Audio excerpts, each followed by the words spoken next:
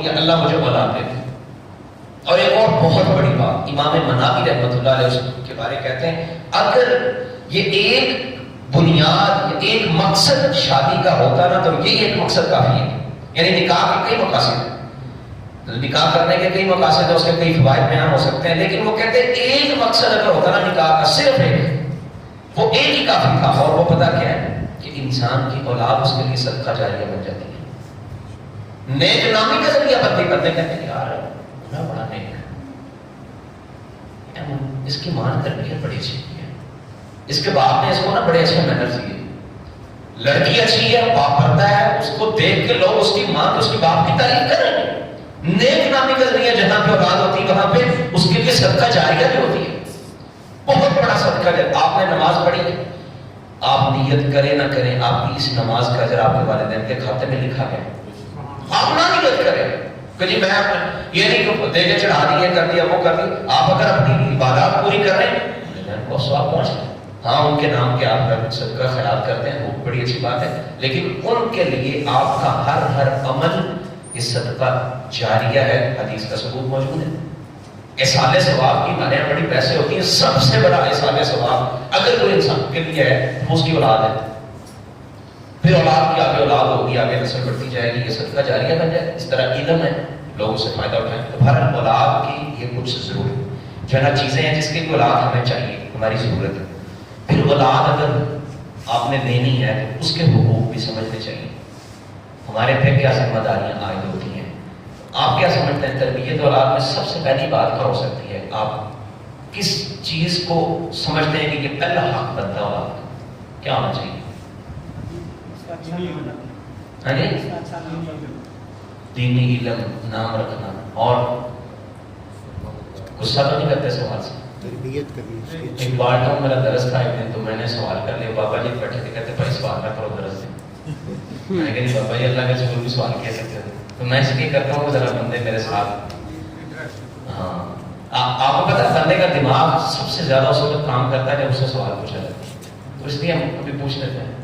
تو میں نے کہا آپ ذرا اپنے دماغ پہ زور ڈال کے کچھ سوچیں کہ آپ کیا سمجھتے ہیں کہ یہ حق بنتا ہے؟ کوئی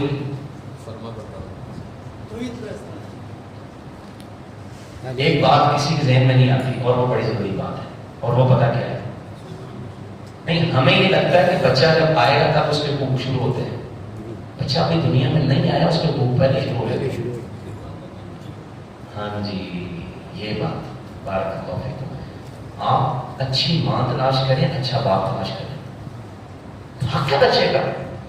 آپ جس ماں کو گھر میں لے کے آئے ہو، جس عورت کو آپ نے اپنے گھر میں لے کے آنا، اگر وہ عورت ہی عیاش پرست ہے، وہ پتہ ہی نہیں کرتی، اس کو دین کا پتہ ہی نہیں ہے، وہ عورت آپ کے بچے کی تربیت کر سکے؟ میں تو پہلے کہہ رہا ہوں والدین کا اثر ہوتا ہے بچے کو۔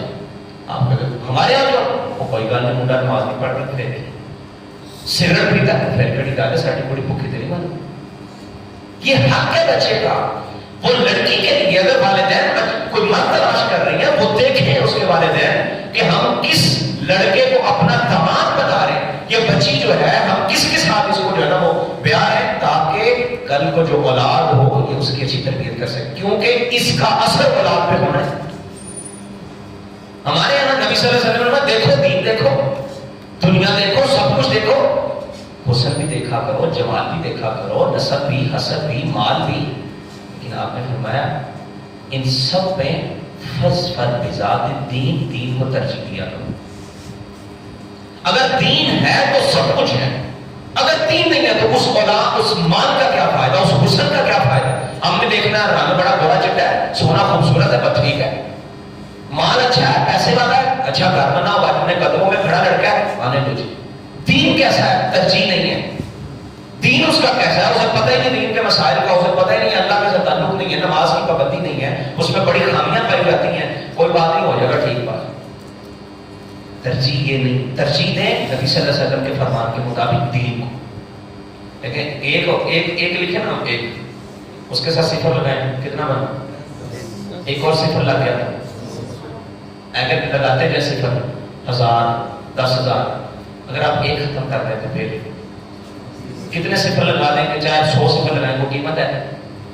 سمجھے دین ایک ہے، آگے آپ نے حسب نسب اگر سب کچھ اچھا مل گیا تو وہ اچھی بات ہے، وہ بڑھتا جائے گا اس کو، لیکن اگر یہ ایک ہی نہیں ہے تو پھر دوسری چیزوں کا فائدہ ہی نہیں۔ ہم اس ایک کو نہیں سمجھتے۔ ہمارے یہاں جب سب سے پہلے بات ہوتی ہے اچھا وہ خاندان کون سا ہے، اسی تو بھائی اپنے خاندان کی کرنا ہے، ٹھیک ہے کرے اپنے خاندان، لیکن نیکی ایک حق یہ بھی ہے۔ پھر دوسری بات دیکھیں نبی صلی اللہ علیہ وسلم نے کیا تعلیمات دی ہیں ہم نے کبھی مطالعہ کیا، پڑھا، اگر پڑھا ہے تو ہمیں پتہ ہونا چاہیے حضور صلی اللہ علیہ وسلم بچے کے لیے اتنے یعنی اپنی اولاد کے لیے حساس اور فکر مند تھے کہ آپ نے ہمیں سکھایا کہ اس طرح سے اپنے بچوں کو اللہ کے ساتھ جوڑنا ہے۔ آپ کی ساری زندگی دعاؤں سے بڑھی ہوئی ہے، صبح کے اذکار، شام کے اذکار، نمازوں کے بعد کے اذکار، پھر آپ کے دعائیں ہیں گھر سے نکلنے کی، داخل ہونے کی، واش روم کی، کپڑے پہننے کی، مسجد کی، سفر کی، ہر جگہ پہ آپ نے دعائیں سکھائی۔ آپ پوری احادیث کا ذخیرہ اٹھا کے دیکھیں، اللہ کے رسول نے کسی جگہ 2 دفعہ شیطان کا نام نہیں لیا پناہ مانگنے کے، نام لے کے باقاعدہ شیطان کا 2 دفعہ، ایک دعا ہے جس میں اللہ کے رسول نے 2 دفعہ نام لیا شیطان کا، بھلا کون سی دعا ہے؟ ہاں جی آپ نے صحیح بولا میرے جان، اللہم جنبنا الشیطان وجنب الشیطان ما رزقتنا۔ اچھا یہ ہم شرما جاتے اور یہ کون سا مسئلہ چھیڑ لیا گا بھائی؟ اللہ کے رسول بتاتے تھے، نبی صلی اللہ علیہ وسلم نے یہ مسئلے کیوں بتائے صحابہ کو؟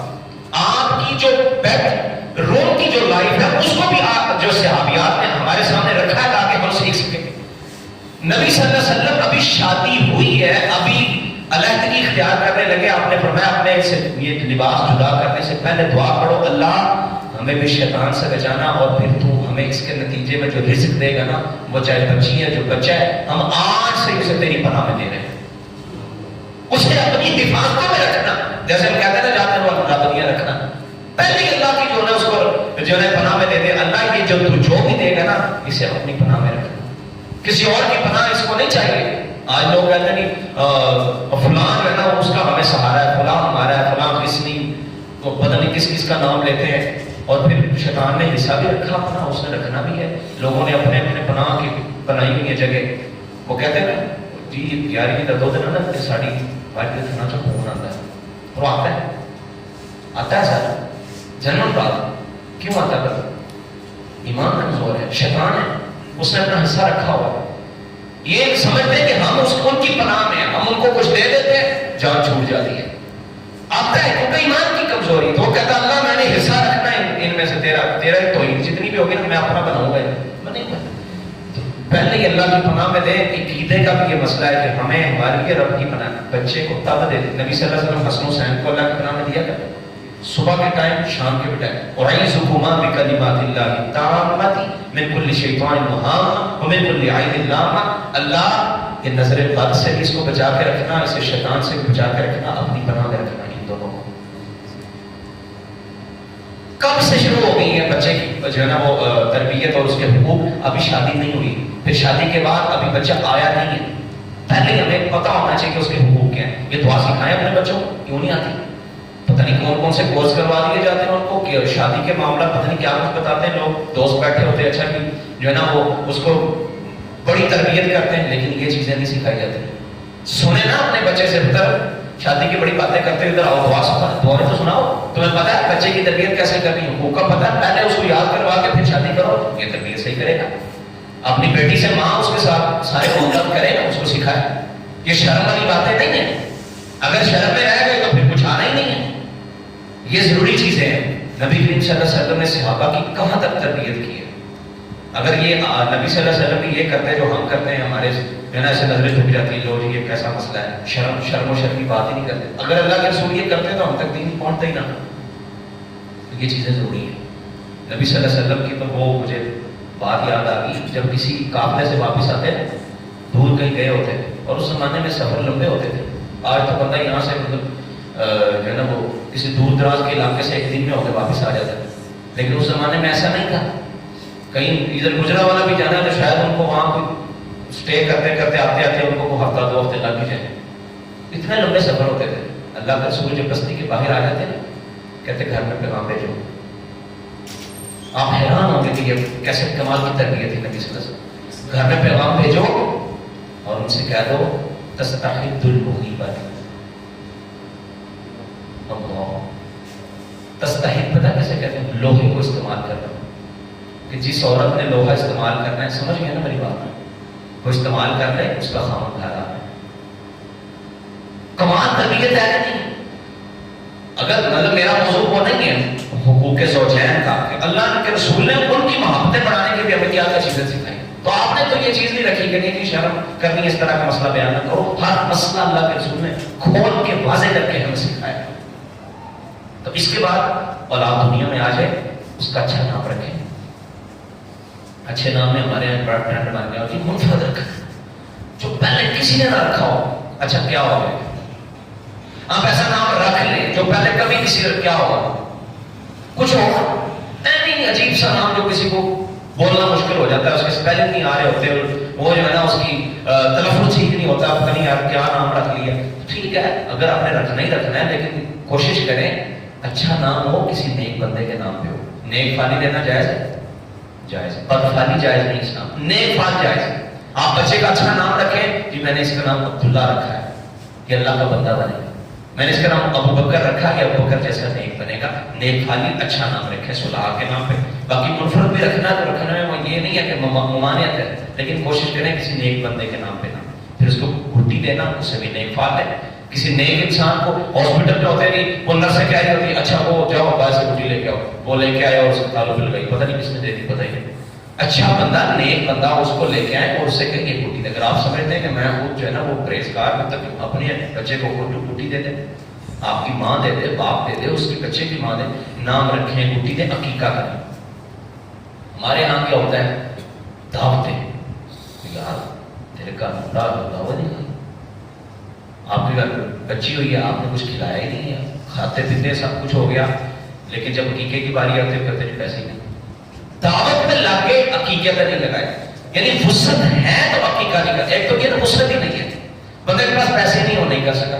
ایک بار اتنے کو پیسے ہیں تو وہ نارمل سا بھی اگر جانور لے سکتا تھا تو لیتا، بچی ہے تو ایک بکری لے لے، بکرا لے لے، اس کا عقیقہ کر۔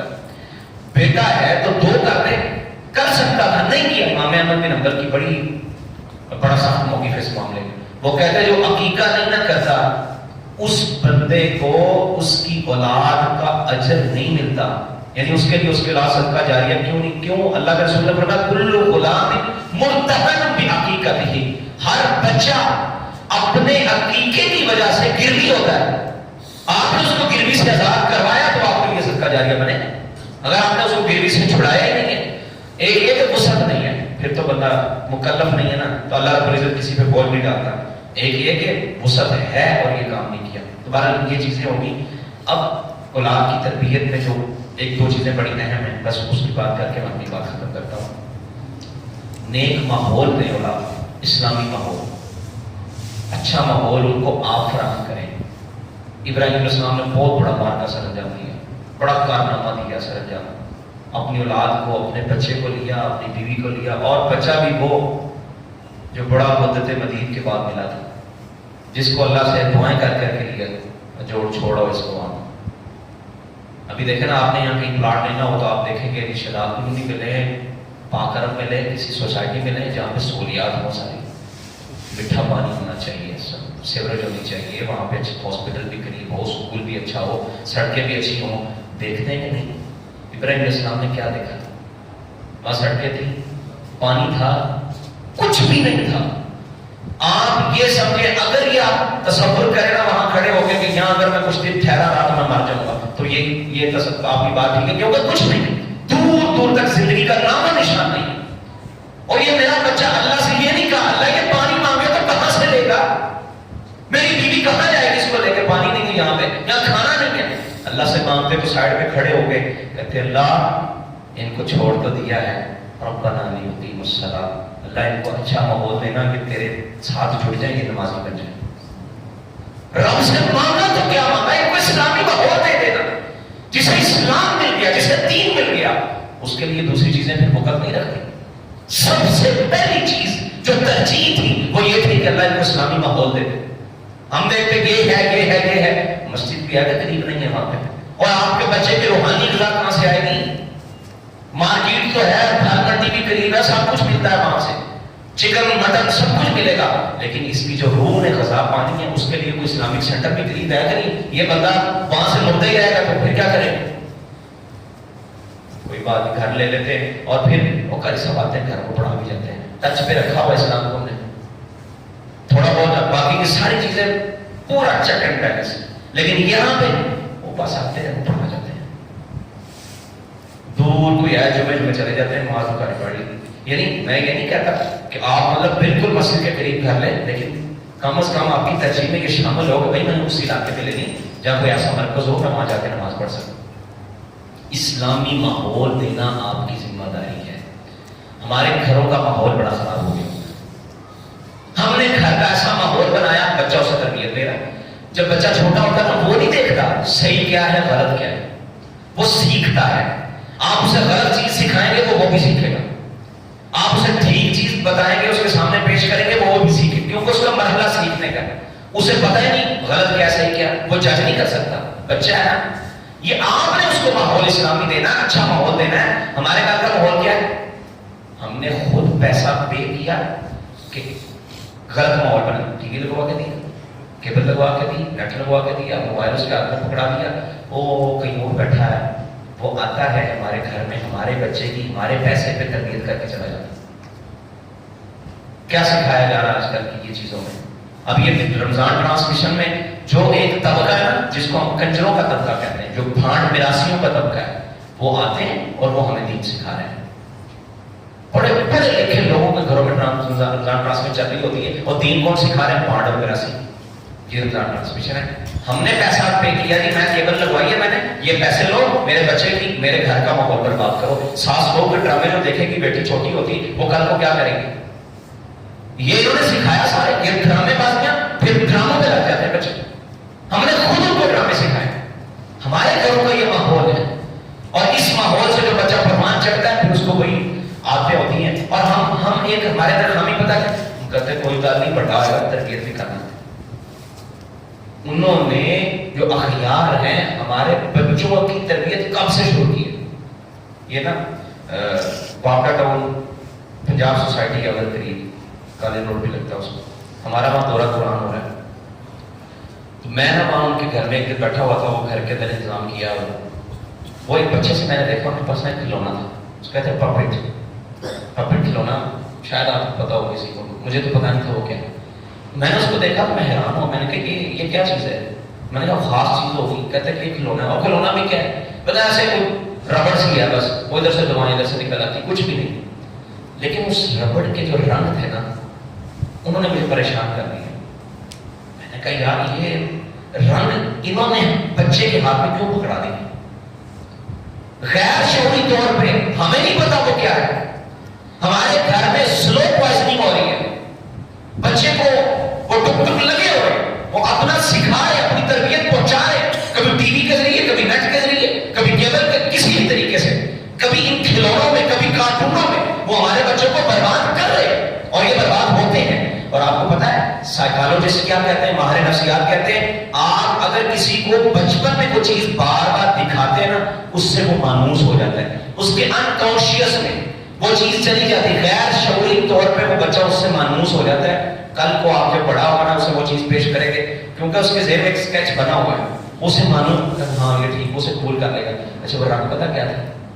ایک تنظیم ہے LGBT، ہم جنس پرست لوگوں کی تنظیم. آپ گوگل کریں آپ کو فوراً نکلے. ان کا جو فلیگ ہے نا، ان کا جو جھنڈا ہے وہ سارے کے سارے رنگ، مجھے وہ کہتے ہیں کیسا ویسا نہیں ہو سکتا. میں نے کہا گوگل کریں.